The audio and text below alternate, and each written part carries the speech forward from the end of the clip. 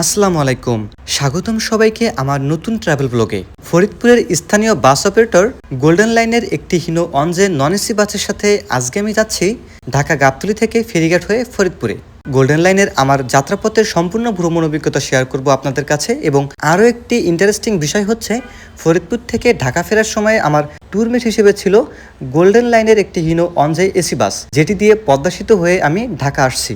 পরবর্তী ব্লগে থাকছে আমার ঢাকা ফেরার গল্প। চলুন এই ভিডিওতে ঢাকা থেকে ফরিদপুর যাওয়া যাক।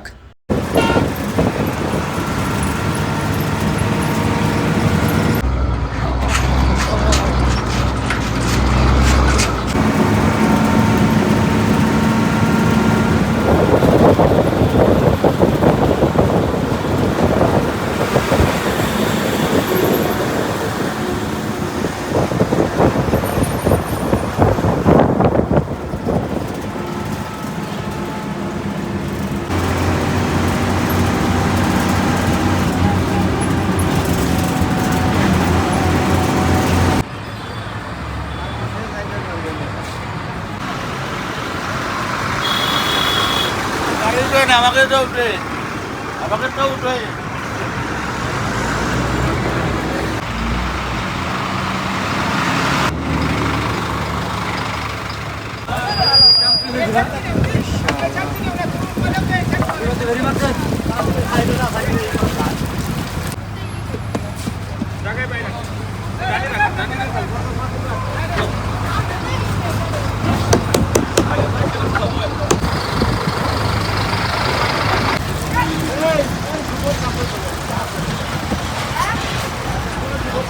যেটা ভালো হয় আপনার আপনি কোনটা খাবেন? দেন, চিকেনটা ভালো দিন।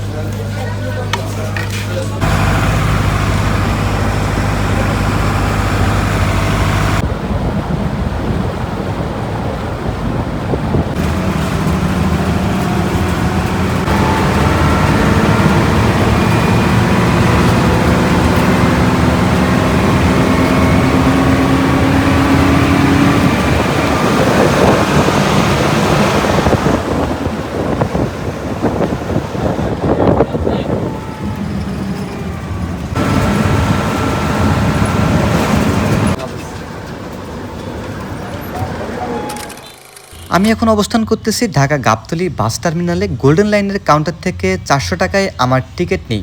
আমি রানিং বাসে যাওয়ার প্ল্যান করি, তাই বাসে সিট না থাকা সত্ত্বেও বাসের যে গাইড সাহেবের সিট ছিল সেটি কেটে ফেলি। এটা নিয়ে আমার কোনো প্যারা নেই। সিট নিয়ে কাউন্টার ভাই যথেষ্ট হেল্পফুল এবং অনেক ভালো মনের মানুষ, কথাবার্তায় বোঝা যাচ্ছিল। গাইড সাহেব আমাকে ডেকে বাসের কাছে নিয়ে যান। এটি হচ্ছে আজকে আমার সফর সাথী। বাসের রেজিস্ট্রেশন দেখতে পাচ্ছেন 14 সিলের একটি রেজিস্ট্রেশন সম্পর্কে যারা ভালো ধারণা রাখেন তারা মূলত বুঝতে পারবেন যে বেশ পুরাতন একটি অনজে বাস এটি। পূর্বে এনার ট্রান্সপোর্টে এটা দেখা গেল, বর্তমানে গোল্ডেন লাইনের হয়ে সার্ভিস দিচ্ছে যাত্রীদের। আউটলুকে পেইন্টের অবস্থা খুব একটা ভালো না, যাতে প্রায় উঠে পড়ে যায় সবাই, তাই ভিতরের যে ভিডিও সেটি নিতে পারিনি আসলে আমি। 8:45 আমাদের টাইম দেওয়া হলো। আমাদের বাস যাত্রা শুরু করে সকাল 9টায় ফরিদপুরের উদ্দেশ্যে। আমরা এখন গাবতলী টার্মিনাল থেকে বের হচ্ছি।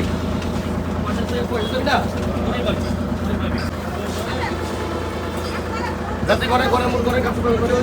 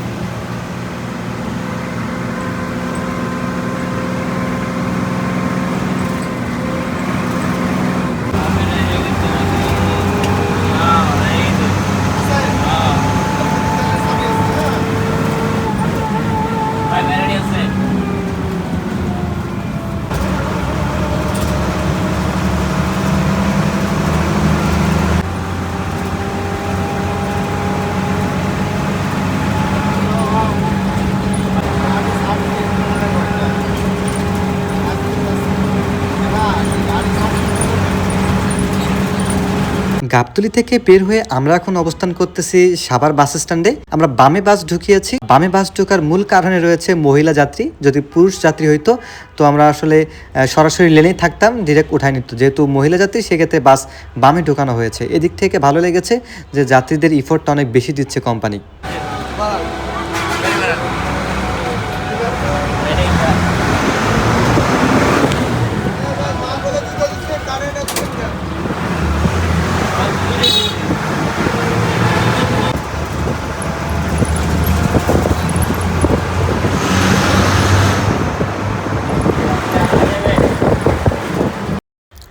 আমরা এখন আছি নবীনগরে। এখানে আমাদের যাত্রী রয়েছে। বাসে দেখতে পাচ্ছেন লম্বা একটা সিরিয়াল, আমাদের পিছনে কিংবা সামনে দেখতে পাচ্ছেন লম্বা সিরিয়াল।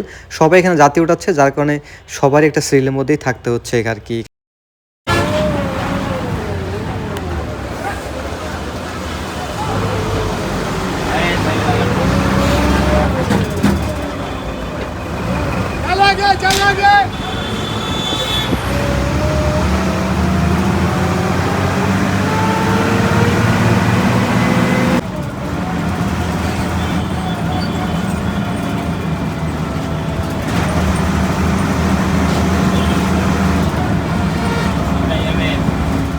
নবীনগর থেকে যাত্রী উঠিয়ে এবং জ্যাম পেরিয়ে আমরা এখন ছুটে চলছি আরিসা মানে পাটুরিয়া ঘাটের উদ্দেশ্যে। আমাদের বাস ঘাটের রাস্তায় চলতেছে এখন। পূর্বে ঘাটের রাস্তায় অনেক বাস চলাচল করত, কিন্তু বর্তমান সময়ে পদ্মা সেতু হওয়ার কারণে অনেক বাসেই বলতে পারেন 50%-এর বেশি বাস কমে গেছে এই রাস্তা থেকে। আরেকটা বিষয় আপনারা সবাই জানেন, গোল্ডেন লাইনের সকল বাস কিন্তু জিপিএস সিস্টেমে লক করা হয়ে থাকে। মানে 80 বা কিংবা 90 একটা স্পিডে এরা এবারে চালিয়ে থাকে সবসময়। এর বেশি স্পিড কিংবা গতি উঠালেই কল সেন্টার কিংবা হটলাইন বা কোম্পানির কর্মকর্তা তাদেরকে জানিয়ে দেয় এর বেশি স্পিড উঠানো যাবে না, বা তারা আর কি এই নিয়মের মধ্যে আর কি আবদ্ধ। তবে আমাদের বাস ওই 70-75 এমন একটা স্পিড ধরেই চলতেছিল। বাসের সাউন্ডও খুব একটা ভালো না। আর আরেকটা বিষয় দেখবেন, সেটা হচ্ছে এই রাস্তায় মানে ঘাটের রাস্তায় যে 2 লেন, বিপরীত থেকে কোনো বাস যদি ওভারটেক করে সেদিক থেকে এই বাস মানে ধরেন আমার বাসই খুব একটা সতর্ক থাকতে হবে, যখন সে দেখতে পারবে সামনে থেকে কোনো বাস আরেকটি বাসকে ওভারটেক করতেছে। 2 লেনের রাস্তায় ড্রাইভারদের বেশি সতর্ক থাকতে হয়।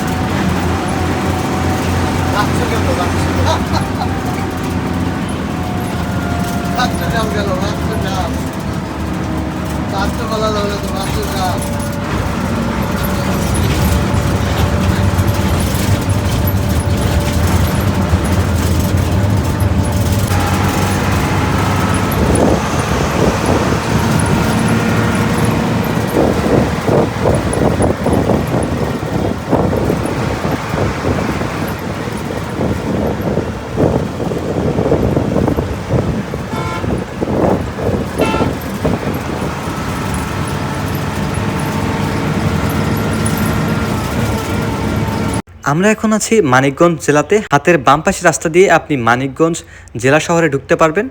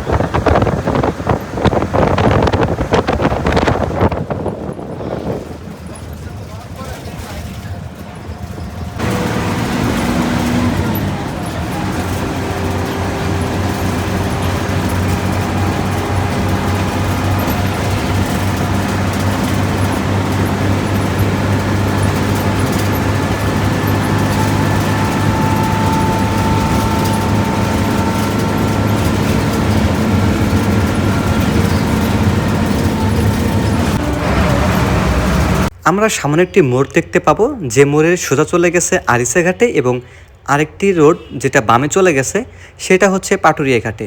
আর এই মোড়টির নাম হচ্ছে উথলি মোড় বলা হয় আর কি। এখানে সোজা রাস্তাটি চলে গেছে আরিচা ঘাটে এবং আমরা বাম পাশে যাব যেটা চলে গেছে পাটুরিয়া ঘাটের দিকে।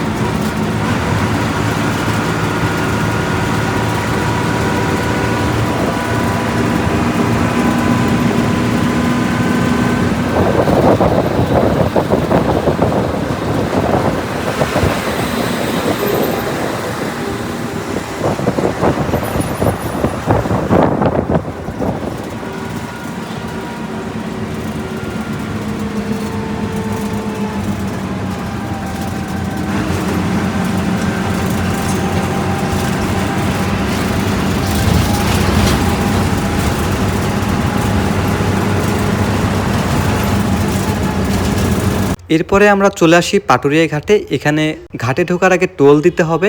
এখানে টোলের বক্স দেখতে পারবেন, এখানে তারা টোল আদায় করে থাকে। প্রতিটা বাসকে এখানে টোল দিতে হয়। দেখতে পাচ্ছেন বাংলাদেশ অভ্যন্তরীণ নৌ পরিবহন কর্তৃপক্ষ টোল কাউন্টার। আর এইটা হচ্ছে সেলফি গ্রাউন্ড, মানে এই ঘাটের রুটে সব থেকে জনপ্রিয় বাস হচ্ছে সেলফি।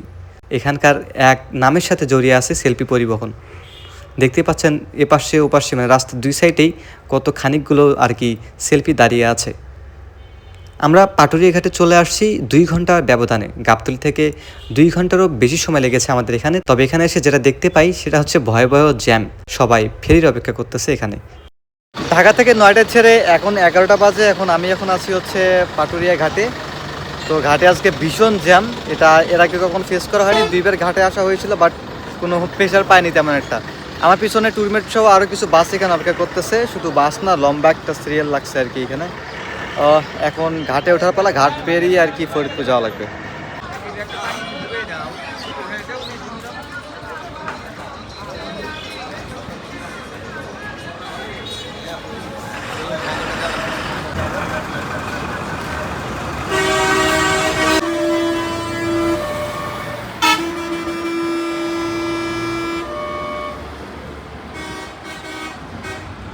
ফেরি যখন ঘাটে এসে পৌঁছায় দেখেন বাসগুলো চলতেছে, তারা আসলে ফেরি ওঠার প্রস্তুতি নিচ্ছে।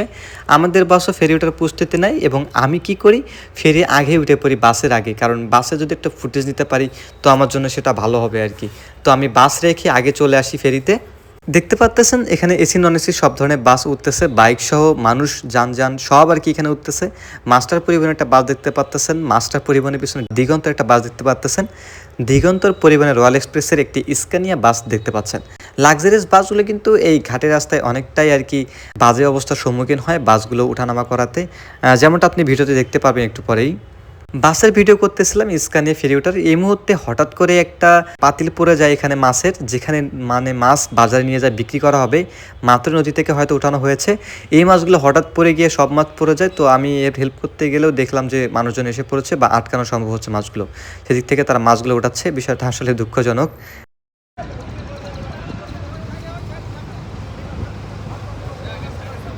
যেটা আপনাদের বলতেছিলাম যে লাক্সারিয়াস যে বাসগুলো রয়েছে সেগুলো ফেরিতে উঠতে অনেকটা কষ্টদায়ক একটা বিষয় ফেস করতে হয়।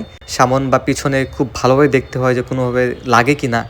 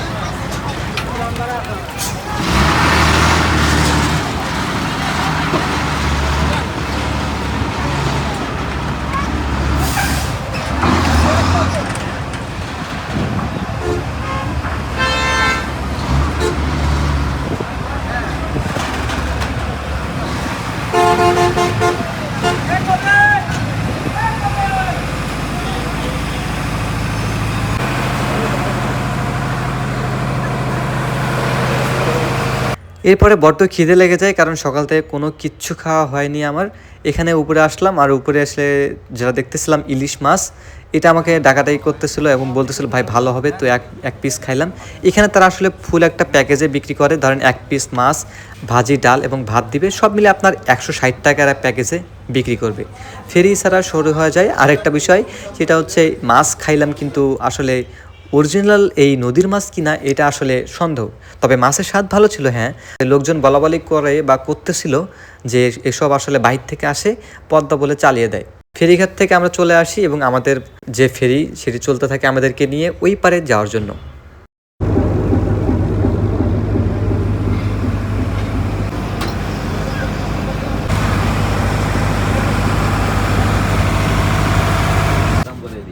আমরা তো ধরি না, ধরে তো সরকারের তো সরকারের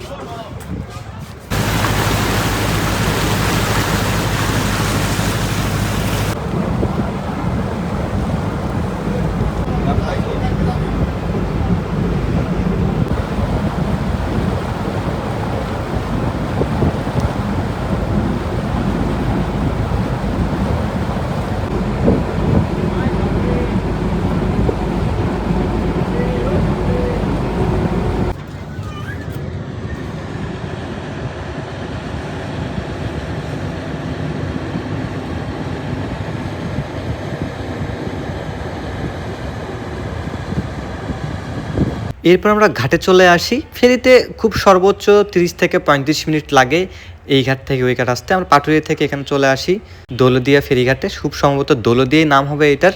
আর এখানে একজন আছে যিনি আসলে এই গেটটা খুলতেছে, যেটা ব্যবহার করে সবগুলো যানবাহন এই ঘাটে নামবে।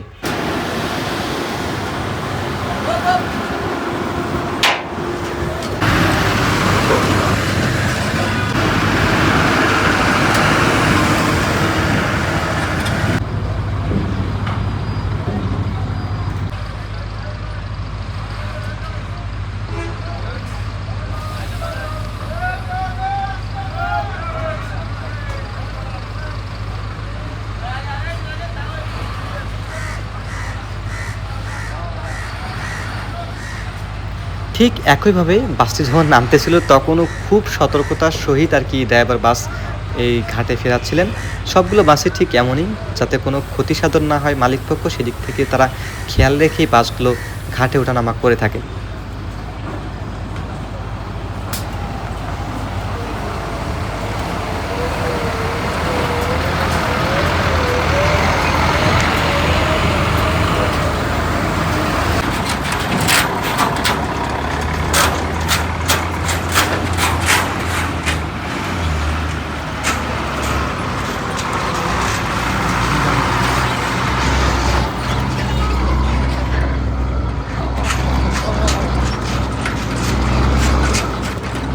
ঘাট পার হয়ে আমরা আবার 2 লেনের রাস্তায় চলতে থাকি। তবে এদিকের কিছুটা রাস্তা আমার ভালো লাগে, বিশেষ করে ঘাট পর্যন্ত যে রাস্তা ছিল তার থেকে এই রাস্তার অবস্থা বেটার।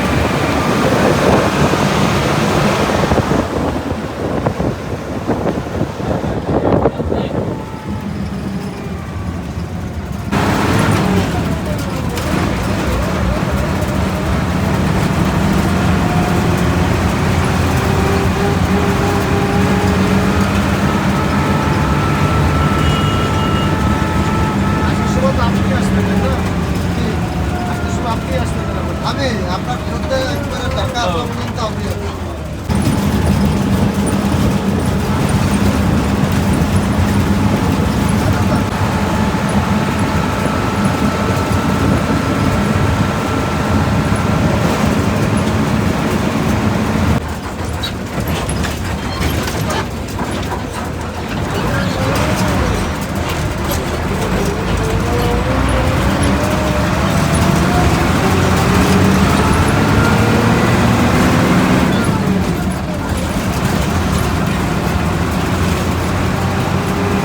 অবশেষে আমরা চলে আসি ফরিদপুরে। আর আমার সামনে পাবেন যে মোড়টি, সেটি হচ্ছে রাজবাড়ি মোড় বলা হয়। যে মোড়ের ডান দিয়ে চলে গেছে আপনার চুয়াডাঙ্গা, ঝিনাইদহ কিংবা যশোর, সাতক্ষীরা ওইদিকে চলে গেছে। আর বামের রাস্তা চলে গেছে আসলে ফরিদপুর শহরের দিকে, কিংবা বামের রাস্তা ব্যবহার করে আপনি পদ্মা সেতু হয়ে ঢাকা ঢুকতে পারবেন। এটা হচ্ছে বামের রাস্তা।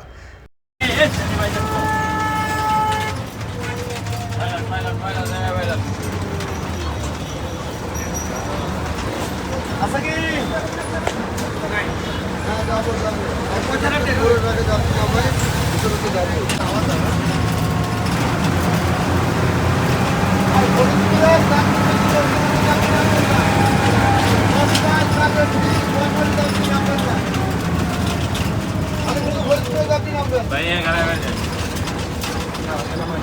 আর ফরিদপুরে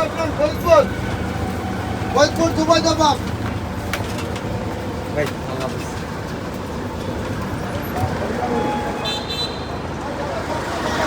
ঠিক দুপুর 1টা বাজে আমাকে গোল্ডেন লাইনে নিজস্ব কাউন্টারের সামনে নামিয়ে দেয় বাসটি আমার টুরমেট। এবং আমার যে ড্রাইভার আঙ্কেল, উনি ভালো চালিয়েছেন, অনেক দক্ষতা রয়েছে চালানোর মাধ্যমে, বোঝা যাচ্ছে। মোটামুটি আমার 4 ঘন্টার মতো সময় লেগেছে গাবতলী থেকে এই ফরিদপুরে আসতে। এবং রানিংয়ে এসেই আমি আরেকটি বাসে ঢাকা ফিরি, যেটি ছিল গোল্ডেন লাইনের অনজেসি বাস। সেই বাসের ব্লগ পাচ্ছেন নেক্সট ভিডিওতে। সর্বোপরি যেটা এক্সপিরিয়েন্স থেকে আপনাদেরকে বলবো, সেটা হচ্ছে ফার্স্ট যেটা বিষয়, সেটা হচ্ছে স্পিড। এরা কিন্তু ভাই খুব রেয়ার যে আপনাকে 100 স্পিড দিবে। 18, 85 কিংবা 17, 75 এরকম একটা অ্যাভারেজ স্পিডেই সবসময় এরা বাস চালায়। এটা তাদের কোম্পানি থেকে রুলস করে দেওয়া হয়েছে। তো স্পিড লাভার হলে বা স্পিড পছন্দ করলে আসলে এই ম্যানার অবশ্যই আপনি অ্যাভয়েড করবেন। কিন্তু বাট সার্ভিস আমার কাছে টপ নচ এবং টপ লেভেলের সার্ভিস এরা দিয়ে থাকে, কারণ প্রত্যেকজন মানুষ এতটা দায়িত্বশীলভাবে যাত্রীদের নিয়ে আসছে। আমি জাস্ট দেখতেছিলাম, বাসের কন্ডিশন খুব একটা ভালো ছিল না, বাট অন হিসেবে আমার কাছে লেলের থেকে বেটার মনে হয়েছে, অবশ্যই বেটার। সবাই ভালো থাকবেন, দেখা হচ্ছে আপনাদের সাথে নেক্সট ট্রাভেল ব্লগে।